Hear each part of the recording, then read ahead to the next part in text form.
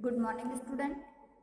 आज हम कक्षा 9 के पद्य खंड में पाठ 17 बच्चे काम पर जा रहे हैं, जो कि कवि राजेश जोशी द्वारा लिखित कविता है।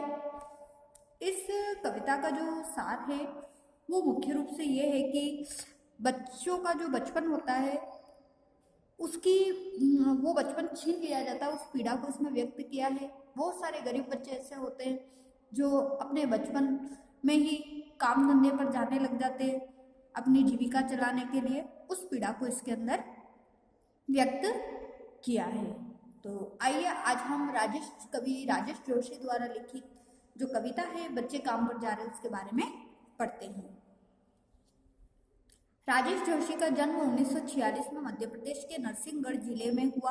उन्होंने शिक्षा पूरी करने के बाद पत्रकारिता शुरू की और कुछ सालों तक अध्यापन किया। राजेश जोशी ने कविताओं के अलावा कहानियां, नाटक, लेख और टिप्पणियां भी लिखी। साथ ही उन्होंने कुछ नाट्य रूपांतर भी किए। कुछ लघु फिल्मों के लिए पटकथा लेखन का कार्य किया। उन्होंने भर्तृहरि की कविताओं की अनुरचना, भूमिका कल्पतरु, यह भी एवं मायावस्की की कविता का अनुवाद पतलून पहिना बादल नाम से किया है। कई भारतीय भाषाओं के साथ साथ अंग्रेजी, रूसी और जर्मन में भी राजेश जी की कविताओं के अनुवाद प्रकाशित हुए हैं। तो सन 1946 में इनका जन्म मध्य प्रदेश के नरसिंहगढ़ जिले में हुआ था और इन्होंने कुछ अपनी शिक्षा पूरी करने के बाद पत्रकारिता का कार्य शुरू किया। फिर कुछ सालों तक इन्होंने अध्यापक का कार्य भी किया और ये कविताओं के साथ कुछ कहानियां भी लिखते थे और अन्य कवियों या लेखकों द्वारा लिखित जो रचनाएं होती थी उनका ये अनुवाद भी करते थे। राजेश जोशी के प्रमुख काव्य संग्रह है एक दिन बोलेंगे पेड़, मिट्टी का चेहरा, नेपथ्य में हंसी और दो पंक्तियों के बीच। उन्हें माखनलाल चतुर्वेदी पुरस्कार, मध्य प्रदेश शासन का शिखर सम्मान और साहित्य अकादमी पुरस्कार से सम्मानित किया गया। तो उनके जो ये प्रमुख काव्य है और जो कवि माखनलाल चतुर्वेदी का जो पुरस्कार दिया जाता है उनके नाम से उस पुरस्कार से उन्हें सम्मानित किया गया।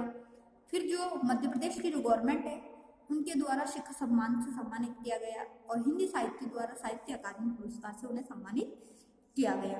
राजेश जोशी की कविताएं गहरे सामाजिक अभिप्राय वाली होती है।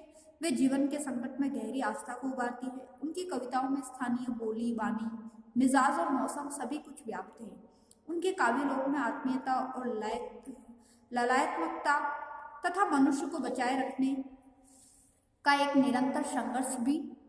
दुनिया के नष्ट होने का खतरा राजेश जोशी को जितना प्रबल दिखाई देता है उतना ही वे जीवन की संभावनाओं को खोज के लिए बेचैन दिखाई देते हैं। जो उनकी कविताएं हैं वो सामाजिक जो संघर्ष होते हैं, सामाजिक जो कुरीतियां होती हैं, जो पीड़ाएं होती हैं, उनके अंदर मानव की एक गहरी आस्था को उभारती है। और जो स्थानीय बोली होती है, मिजाज होते हैं, मौसम होते हैं, इस प्रकार के कुछ शब्दों का इसमें समावेश मिलता है।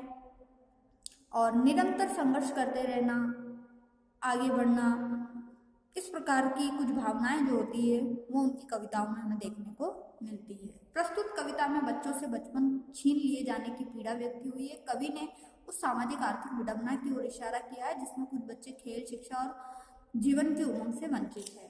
तो इस कविता का जो सार है, इस कविता में जो बताया है कवि ने कि जो बच्चों का जो बचपन होता है खेलने, कूदने, पढ़ने, लिखने का, आनंद का, मनोरंजन का, वो सभी उनसे छीन लिया गया है और मानो कि जैसे वो जीविका चलाने के लायक हो गए हो उस प्रकार से उन्हें काम धंधे पर भेज दिया जाता है। तो बचपन के छीन जाने की पीड़ा का इसमें वर्णन किया है। कविता है उनकी बच्चे काम पर जा रहे हैं। कोहरे से ढकी सड़क पर बच्चे काम पर जा रहे हैं। सुबह सुबह बच्चे काम पर जा रहे हैं। हमारे समय की सबसे भयानक पंक्ति है यह। भयानक है इसे विवरण की तरह लिखा जाना चाहिए इसे सवाल की तरह। बच्चे काम पर जा रहे हैं। बच्चे कोहरे से ढके, जब कड़ाके की सर्दी होती है तो कोहरा हो जाता है, धुंध आ जाती है जिसमें हमें रास्ता नहीं दिखाई देता है, ठीक है। और भयानक मतलब भयंकर, ये इसके मुख्य शब्दार्थ है। पंक्ति मतलब कतार, लाइन, और विवरण यानी हालचाल। तो कवि कहता है कि सुबह के समय कोहरे से ढकी सड़क पर बच्चे काम पर जा रहे हैं। सुबह के समय सड़कों पर घना कोहरा छाया हुआ है, चारों ओर भयंकर ठंड पड़ रही है, फिर भी रोजी रोटी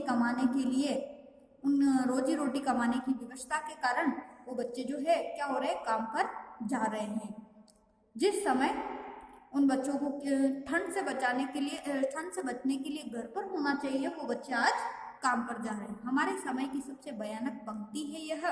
भयानक है इसे विवरण की तरह लिखा जाना।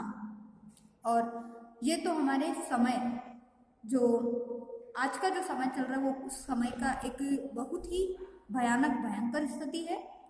तो जिस उम्र के बच्चों को खेलना कूदना पढ़ना लिखना होना चाहिए, उस उम्र में वो बच्चे क्या कर रहे हैं, काम कर रहे हैं। इससे भयानक स्थिति तो यह हो गई कि इनके बारे में, इन सामाजिक घटनाओं के बारे में लिखा जाना चाहिए। इसे सवाल की तरह, काम पर बच्चे क्यों जा रहे हैं बच्चे, तो इसे एक लेखन विधा के बजाय लेखक कह रहे हैं कि इसे एक सवाल की तरह पूछना चाहिए।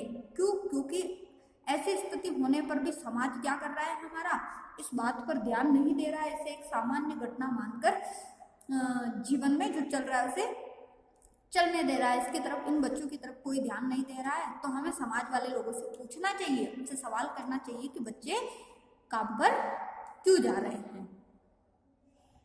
नेक्स्ट देखते हैं। क्या अंतरिक्ष में गिर गई है सारी गेंदें, क्या दीमकों ने खा लिया है सारी रंग बिरंगी किताबों को, क्या काले पहाड़ के नीचे दब गए हैं सारे खिलौने, क्या किसी भूकंप में ढह गई है सारी मदरसों की इमारतें, क्या सारे मैदान, सारे बगीचे और घरों के आंगन खत्म हो गए हैं एकाएक। तो लेखक कह रहे हैं अंतरिक्ष यानी कि आकाश, अनंत, और दीमक जो कि लकड़ी के जो गेट होते हैं, लकड़ी की कोई भी वस्तु होती है, ये तो उनको खाने वाला जो एक प्रकार का जो कीड़ा होता है, कागज को, लकड़ी को, उसके लिए कहा गया है। तो और भूकंप यानी कि भूचाल, और मदरसा जो विद्यालय होते हैं उनकी इमारतों के लिए कहा गया है। और एकाएक मतलब कि अचानक। तो लेखक कह रहे हैं कि जो नन्हे मुन्ने बच्चे हैं वो सुबह सुबह इस तरीके से घने कोहरे में जो काम पर जा रहे हैं, तो उसको देखकर मेरा मन बड़ा विचलित हो उठता है और समाज में प्रश्न करता है कि क्या ये छोटे छोटे बच्चे जो काम पर जा रहे हैं, तो क्या अंतरिक्ष में गिर गई है सारी गेंदें, क्या दीमकों ने खा लिया है सारी रंग बिरंगी किताबों को। जो अंतरिक्ष है, आकाश है, तो क्या जो इनके बच्चों की जो खेलने की वस्तुएं हैं वो सब वहाँ गिर गई है, अर्थात बच्चों के खेलने के लिए जो सारी गेंदें हैं, फुटबॉल है, जो भी है खेलने की जो वस्तुएं हैं वो सब नष्ट हो चुकी है। और जो उनकी किताबें थी रंग बिरंगी पढ़ने के लिए, तो क्या वो किताबें दीमक खा गए हैं, नष्ट हो चुकी है, क्या वो कीड़े खा चुके हैं, क्या काले पहाड़ के नीचे दब गए हैं सारे खिलौने। और जो भूकंप आया है, अर्थात जो इतनी घटनाएं होती है प्राकृतिक, क्या उन घटनाओं के नीचे सारे मदरसों की इमारतें यानी कि सारे विद्यालय ढह गए हैं उस भूकंप में। क्या सारे मैदान, सारे बगीचे और घरों के आंगन खत्म हो गए हैं एकाएक। और क्या अचानक से जो बच्चों के खेलने के मैदान है, बाग बगीचे, जो गार्डन है, घरों के जो आंगन है, वो सभी कुछ उस भूकंप के अंदर खत्म हो गए हैं। अर्थात लेखक कहते हैं कि क्या बच्चों के जो खिलौने हैं, गेंद है, पढ़ने की जो किताबें हैं और जो आंगन है, बाग बगीचे हैं, वो सब कुछ एकदम से अचानक से जितनी भी सुख सुविधाएं बच्चों की है वो सब खत्म हो चुकी है। क्या ऐसा भूकंप आ चुका है जिसके कारण ये सारी चीजें नष्ट हो गई है। क्या समाज इन चीजों पर क्यों नहीं ध्यान दे रहा है कि बच्चे आराम से पढ़ने का समय है, उनके लिखने का समय है, उनके खेलने कूदने का समय है, तो ये समाज उस पर ध्यान क्यों नहीं दे रहा है। क्या कोई ऐसा अचानक भूकंप आया जिसके अंदर बच्चों की सारी सुख सुविधाएं वंचित हो गई है, सारी सुख सुविधाएं नष्ट हो गई है और उन्हें उन सुख सुविधाओं से वंचित कर दिया गया और उसे घने कोहरे में उन्हें काम धंधे पर भेज दिया गया है रोजी रोटी कमाने की व्यवस्था के कारण। तो इसका इसमें वर्णन किया है। नेक्स्ट हम देखते हैं नेक्स्ट पैराग्राफ। तो फिर बचा ही क्या है इस दुनिया में, कितना भयानक होता अगर ऐसा होता। भयानक है लेकिन इससे भी ज्यादा यह कि सारी चीजें हब्स मामूल, पर दुनिया की हजारों सड़कों से गुजरते हुए बच्चे, बहुत छोटे छोटे बच्चे काम पर जा रहे हैं। तो हब्स मामूल का मतलब होता है वैसी ही जैसी की होनी चाहिए। तो लेखक कह रहा है कि जब बच्चों के स्कूल, खेलने कूदने की चीजें, खिलौने, गेंदे, घर आंगन और गार्डन वार्डन, जो भी बच्चों के खेलने कूदने की, वो सब कुछ नष्ट हो गया, तो फिर इस दुनिया में बचा ही क्या है? तो फिर बचा ही क्या है इस दुनिया में? कितना भयानक होता अगर ऐसा होता। भयानक है लेकिन इससे भी ज्यादा यह है कि सारी चीजें अब से मालूम है। तो लेखक कह रहे हैं कि आज भी केवल बच्चों का बचपन छीन लिया गया है, तो फिर इस संसार में बचा क्या है? बच्चों के खेलने की जो पुस्तकें हैं, विद्यालय है, मैदान है, बाग बगीचे हैं, वो सब अगर इस संसार में नहीं रहे तो फिर इस संसार का क्या लाभ है? परंतु ऐसा नहीं है। इस संसार का होना व्यर्थ है अगर बच्चों के लिए कुछ भी नहीं है। परंतु है तो सब कुछ सचमुच वैसे ही, परंतु उनकी तरफ कोई ध्यान नहीं दे रहा है। और जो बच्चे काम पर जा रहे हैं वो जा ही रहे हैं, जो इन चीजों से वंचित है उनकी तरफ किसी ने ध्यान नहीं दिया है। तो भयानक बात तो यह है कि सब कुछ तो वैसा का वैसा ही है, परंतु इनकी तरफ किसी ने कोई ध्यान नहीं दिया। पर दुनिया की हजारों सड़कों से गुजरते हुए बच्चे, बहुत छोटे छोटे बच्चे काम पर जा रहे हैं। और जो बच्चे खेलने कूदने, पढ़ने लिखने की उम्र है, वो बच्चे रोजी रोटी कमाने के लिए विवश है। और संसार की जो ऐसी हजारों सड़कें हैं, उन पर नन्हे नन्हे बच्चे क्या कर रहे हैं? काम पर जा रहे हैं। तो जो बाल मजदूरी करते, बाल श्रम जो होता है, उन बच्चों के बारे में लेखक ने ये बहुत ही सुंदर कविता लिखी है, जिसके बारे में आज हमने पढ़ा था। तो राजेश जोशी द्वारा लिखित जो कविता है बच्चे काम पर जा रहे हैं, वो कविता आज की कंप्लीट हुई। आज का जो आपका होमवर्क है, कवि राजेश जोशी का जीवन परिचय और बच्चे काम पर जा रहे इस कविता का सार, आपको इस कविता की व्याख्या आपको नोटबुक में नोट करनी है। नेक्स्ट क्लास जब भी होगी हम इसके प्रश्न उत्तर को समझेंगे। Thank you.